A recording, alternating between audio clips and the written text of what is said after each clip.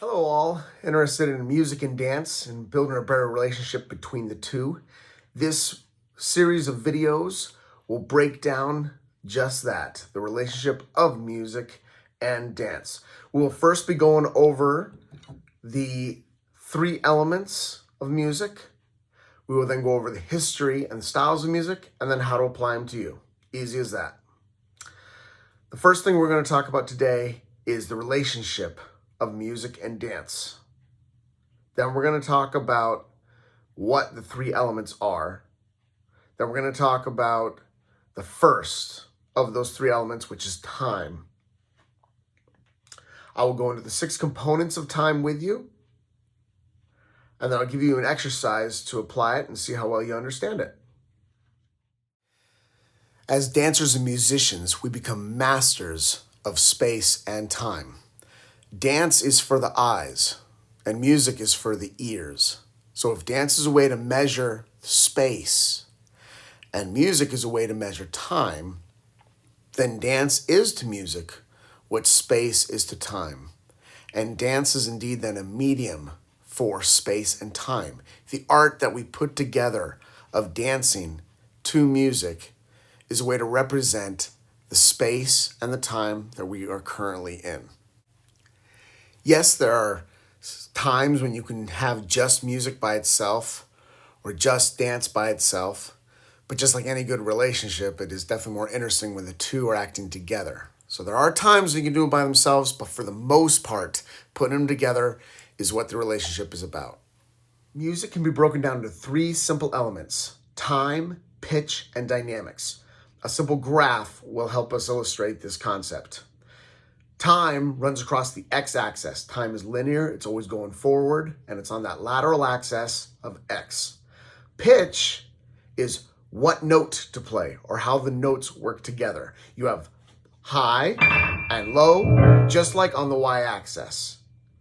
And the third element is 3-dimensional. It runs along the z-axis. When something's closer to you, it sounds louder. When something's further away, it sounds softer. Also applying dynamics to pitch and time is something that we do in music. In other words, you can dynamically slow time down, or you can speed it up. You can even, with your pitches, slide into pitches, slide up or slide down. And so applying dynamics is the final mark of an artist. Even AI today is able to generate its own songs because it's very mathematical with the pitches, the notes that we play, running along time, as long as we establish a beat, and it's dynamic so that the AI tends to struggle with. This chart is a breakdown of the 3 elements and the components that are in each element. We're going to go back up and talk about time right now, but go ahead and take a look at this or screenshot it for future use, and that way you understand what we have to look forward to, and you'll be able to review as well. Today we're going to talk about the second element of music, time. Now remember, most schools of thought on this are that the 3 elements of music are pitch, rhythm, and dynamics. I don't like saying rhythm because rhythm in itself falls into this second category. So I like saying pitch, time, and dynamics, okay? And we're going to talk about timing, which of course, for those of you who've learned before about the 3 elements, this goes across the x-axis. And actually you can see it whenever you're looking at sheet music, it goes from left to right. There's really only about 6 components of time, okay? And it's amazing how many musicians, professional musicians, cannot articulate or express what this element is. So let's dive into this. Time is built up of the first component, which is beat. A beat is a consistent pulse.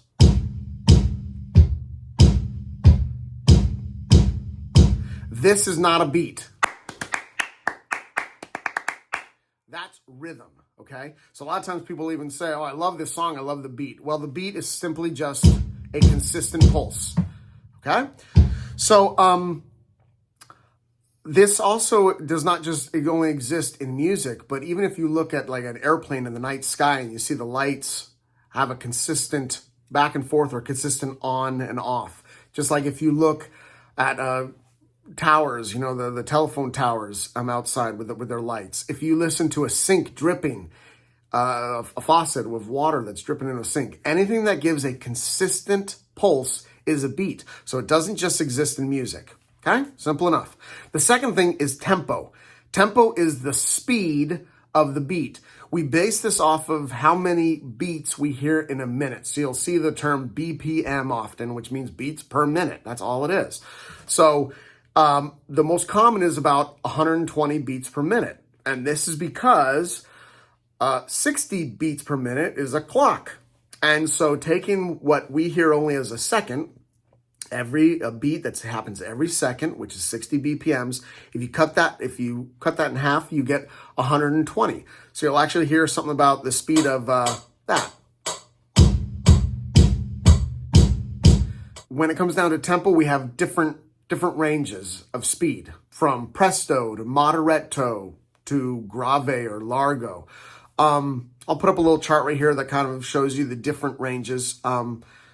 And there's different schools of thought on this, but this is kind of the most general regarding how many BPMs make up what tempo. And these, of course, are the Italian terms for classical music. In America and in the Western world pretty much now, we just use terms such as moderately fast or slow, or terms such as that. The third element is meter. Now, meter means grouping of beats. So because a beat is a consistent pulse and will go on forever, to organize it and to measure, we need to go ahead and give it some order and some structure. So we usually will go and circle a certain amount of beats, and we do that audibly by counting to a certain number over and over. The most common is 4. Hence why you'll see this sometimes called common time at the beginning of a song with a big C right there. This means 4 beats per measure. And that simply means that if you hear pulses, you count 1, 2, 3, 4, 1, 2, 3, 4 over and over.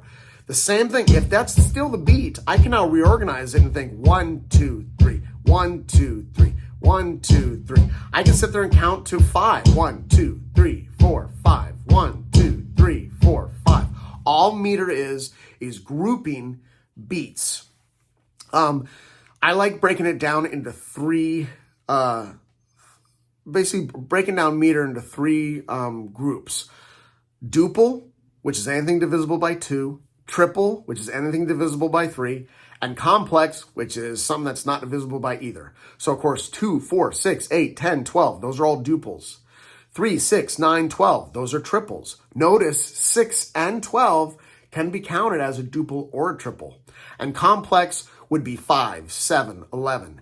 Anything that you cannot is divisible by 2 or 3. Now, next component is measure. A measure is meter. It's just a visual representation of meter. In other words, when you jam or you're playing with musicians, you'll count off, a tempo with the meter. You might say 1, 2, 3, 4, and then you start playing. Okay? There is no measure here, really. We call it a measure, and most musicians, they'll call it bars or measures, but really, a measure is something you actually see. What we hear is our meter. It's audible. It's here, just out in space. A measure is actually a physical representation on paper created by the bar lines that create the space that we call a measure, where the number of beats exists. So that's 4 beats per measure or 3 beats per measure inside that little space between the bars. Okay? So far we have beat, that's a consistent pulse. Tempo, that's the speed of the beat. Meter is grouping the beats. And a measure is a visual representation. Okay? Next we have rhythm. Now rhythm is a chain of long and short sounds and silences that you lay on top of a beat. Let me just say that again. It is long and short. Long and short. Long, short, long. Long and short sounds and silences that you lay on top of a beat. Sounds in music we call notes. Silences we call rests. It is simply long and short notes and rests that you put on top of a beat. So a rhythm, after you have a beat, a consistent pulse, which you either hear or you don't hear, but it's still in the background. It is the consistent pulse that drives the music. So when you hear that, the rhythm you lay on top. Actually, I'm going to change my hands here a bit.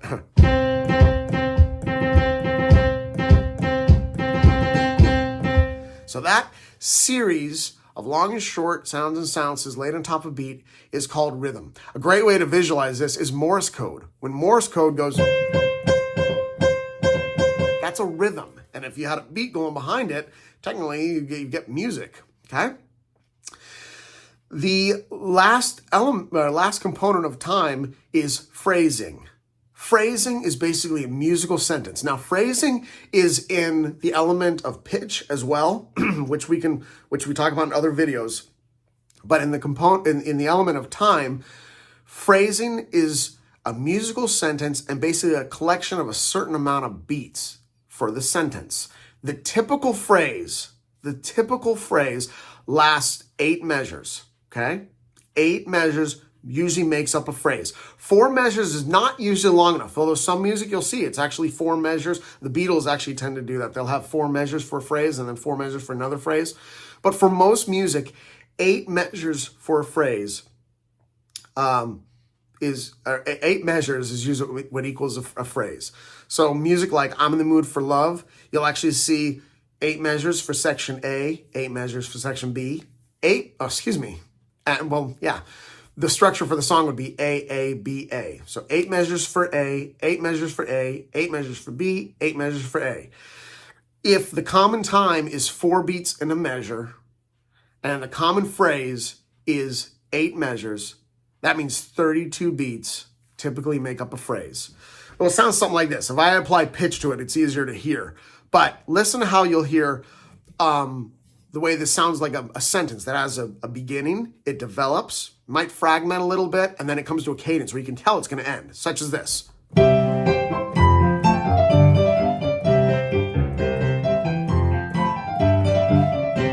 It's a phrase, it's a sentence.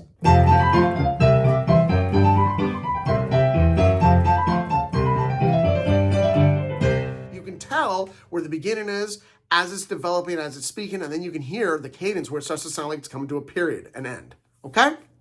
So just to revamp, you have in the element of time, you have the 6 components: beat, tempo, meter, measure, rhythm, and phrase. All right, now that we've learned the 6 components of time, the relationship, and the 3 elements, I'm going to ask you a number of questions. You simply need to write down on a piece of paper or make a mental note of which was the correct answer, number 1 or 2. We will tally them at the end and I'll explain later. First question, which of these is a beat? The first example or the second example?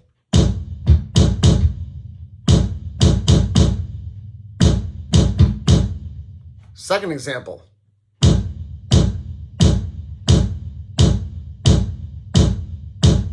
First example.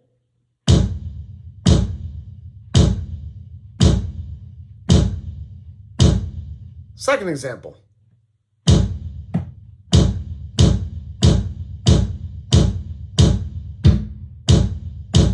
We're going to use different sounds now. You tell me which one is the triple meter.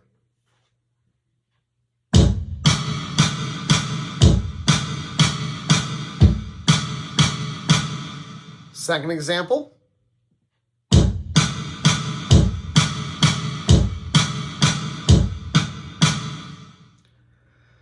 Now I want you to clap some rhythms with me. First, though, move your feet to the beat. So both feet, or you can walk to a beat. Follow my beat here, same tempo, right in line with me. I'm gonna clap, then you clap. Ready?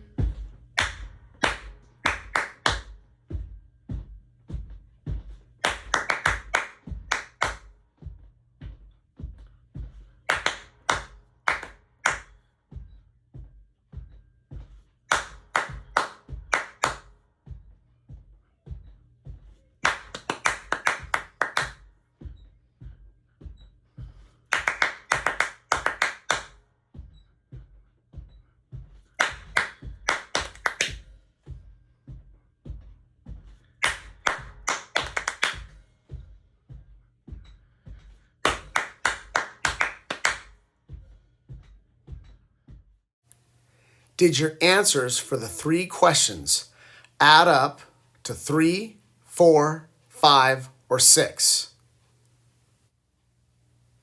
Is your answer duple meter, triple meter, or complex meter?